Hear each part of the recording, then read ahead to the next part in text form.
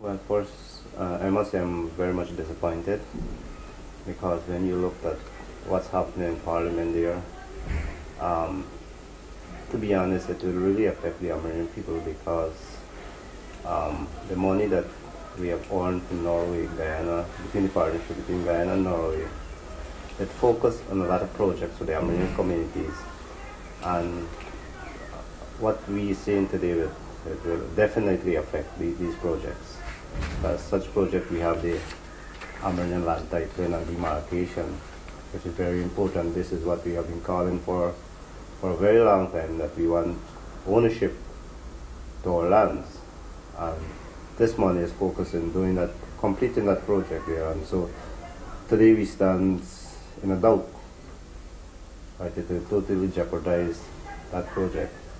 Also, we think about the community development plan, the CDPs that over 198 communities have submitted. And we have had recently, I think it was last month, where the launch of 27 communities. And the others were looking forward for their CDPs to be approved also. So again, we see some negative things from what's happening in Parliament, and it seemed there that it really jeopardized our future as Amerindian people. And also, I would ask the question: we have Amerindian representative in Parliament on the opposition bench, right? I'm so much confused about their status there, because if they are parliamentarians and they are Amerindian, they are part of us, the Amerindian people, why are they not representing the Amerindian people? All right, and today, it's so heartening to know there that 19 billion, that's totally unacceptable at this time. I'm calling on those people who have enforced this, all right, is to go back and rethink how much it will affect Guyanese in general and the development of our beautiful country. So, I think there that this is not the end of the day. I still would like to plead to them, to be more mature in making the decisions before, it takes every individual, every citizen of Guyana to contribute towards a country's development. And if we are truly Guyanese, I think that we should put Guyana in front, and not personal gains or just to say because we are parliamentarians we have the authority to do this. No. I think that non-government is perfect, but I think there that we can make a government serve its true mandate if we all work and respect what the government is doing, these initiatives. Okay, sir. More specifically, what are some of the key projects that will be affected by this cut? As I mentioned, the Amerindian land demarcation, the CDPs. What does it mean now that this fund has been cut? What does that mean for that project? Well, it will affect us because we know that without the funds we cannot demarcate our lands. There's a lot of communities whose lands are still not demarcated as yet, and that tells us there that if our land is not demarcated, we don't have ownership to that land. All right, so then it will affect our ownership to our land. When will we have our titles handed in on an official way, have a legal document to prove that this land truly belongs to us? Our CDPs, as I mentioned, it's a project that we all have sit down from a community level. What are the CDPs?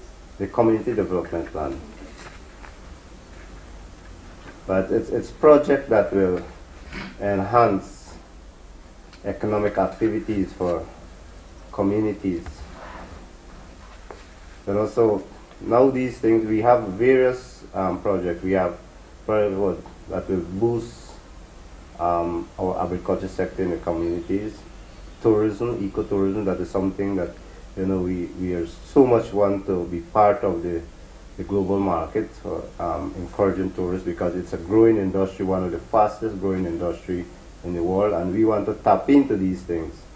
And so now these things are in a, you know, it's in a limbo. So, you know, I'm just so much disappointed. Well, when things are not happening in our communities, the two show, it seemed that he's not effective as a leader, right? So when you know, more projects, when it's completed, you know, it's a boost, it's a cap it's a fed in the two shows cap, and so when these things left hanging again, it sends a negative reflection on your leadership. So, you know, as a two show, you want to be successful in your stint in office. And that's why we have always been pushing for these things, support the government initiatives, and hopefully that these things will have actually materialized in our stint. So now we already finished one year in office. We have 2 more years. How much will we be able to do, because it seems that we don't have a future now. You know, we have other alternatives. We got to seek other alternatives. In fact, and you know, funding to have these projects is a very difficult thing to access funding. So we depend a lot upon these government allocations that we normally receive on a yearly basis, and especially the money there that was allocated for Amerindian communities for this LCDS is very vital for community development, right? Because I think there that the Amerindian people have their role in maintaining our forests. And so we have always been there to showing good stewardship of our forests. And you know, we were so happy when, you know, this money was allocated for to boost the Amerindian communities because of our role in forests. And now today it seemed there that it's slipping away again from us. So it's our dreams will not be, you know, it's look like it's a faraway thought. So what's the way forward now as the head of the Two Showers Council? Well, as I mentioned earlier there, that we are pleading to these politicians to rethink, to go back to the table and reconsider how much it will affect the Amerindian people, right? How much it will affect Guyana, how much it will affect this beautiful land of ours that we call Guyana. Because wherever, if you are a politician, you are a layman, we are all Guyanese, and we need to work together. My organization, which is the Amerindian Action Movement of Guyana, is profoundly disappointed and angered over the unjustified cutting of the 2013 LCDS budgetary allocation by the combined parliamentary opposition.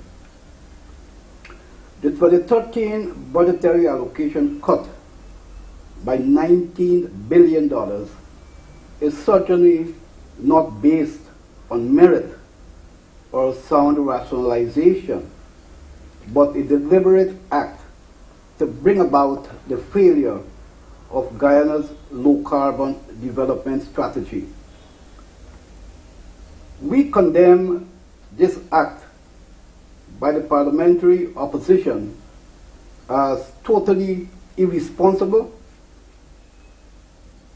anti-national, and spiteful.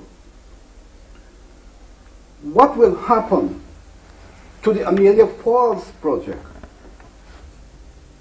that will ensure that our country's electricity becomes cheaper? What will happen to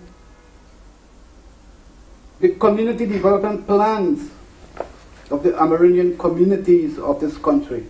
It is over 166 Amerindian communities that will be affected. What will happen to them? Is the parliamentary opposition saying that they do not care for the Amerindian peoples of this country? Is the parliamentary opposition saying that the Amerindian people of this country do not deserve to be developed? We are very much disappointed over what they have done in Parliament last night. What will happen to the 72 communities that will be affected by the land titling project, by land demarcations and land extensions? These communities have been calling for the titlement of their lands, for their lands to be demarcated and extended. What will happen to them? And these communities are based throughout the length and breadth of Guyana.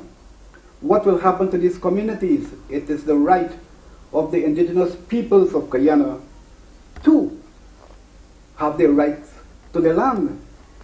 And this is what the government of Guyana, through the low carbon development strategy, would have been doing. Now, what will happen to these communities? It is totally irresponsible on the part of the parliamentary opposition, and certainly my organization will be venturing out into the Amerindian communities to let them know that it is the parliamentary opposition that are against their development. And I think this is what they need to know as well. And as Tushao John said, there are Amerindian MPs in the National Assembly on the opposite side in both the APNO and the AFC. Are these people not thinking? Do they have a conscience? Are they just giving up their responsibilities as leaders? I do not think they are serving, and as I always say, they are not serving a purpose in our National Assembly or in our national parliament. There are other projects that will be affected as a result of the LCDS budgetary cut allocation. The Kuna Canal. Just imagine when the rain falls, what will happen when the sea level rises? What will happen to the communities on the East Bank? What will happen to those communities as a result of flooding? Right? Now, there's also a project, the Micro and Small Enterprise Development Project. What will happen to this project, which will certainly would have been a benefit to vulnerable groups of this country? The Biodiversity Center at the University of Guyana. And as Tushao Derek Jones said, all these things here are now in limbo. These people are not thinking. I think they are just being spiteful, and most are based on the fact that the LCDS was crafted by former President Mr. Barrett Jagdeo. And I think this is where they're coming from. It's because it is crafted by our former president. That is why they want to see that our low carbon development strategy fails. Our low carbon development strategy certainly intends to play an important role in fighting against global climate change, while at the same time our country pursues a low carbon development pathway. So I must say that it is important that they return, the parliamentary opposition, return to the table, return to the parliament to withdraw these cuts within the earliest possible time. Thank you, sir. Mr. John, in terms of these small business and micro enterprise, this is something that's been ongoing No, it's a new initiative. It's a new initiative, and what areas are slated to benefit? How many people? How many people would you have an idea? Well, this project is targeted the vulnerable groups, small businesses. All right, and we from the indigenous community, we were looking to tap into this project also, because from an individual basis, there's a lot of potential businessmen, right, who would want to invest to develop their communities, and now it's an opportunity that they could have access to this for them to develop small businesses in community, and even to grow from there, whereby they have better services and goods delivered in community. And so these things now is like you're coming up to build up people in your community, because this is something there that we have already spread in our community, that there is a window now that you can have access to fund some small businesses. And people are very excited when they hear about this, and now to go back to your community and saying it's no more there. Think about the psychological effect that it will have on people. It's all of these things. It's kind of difficult. It put us as leaders. It put us in a very difficult position when you say something and then you got to go back and tell them the opposite.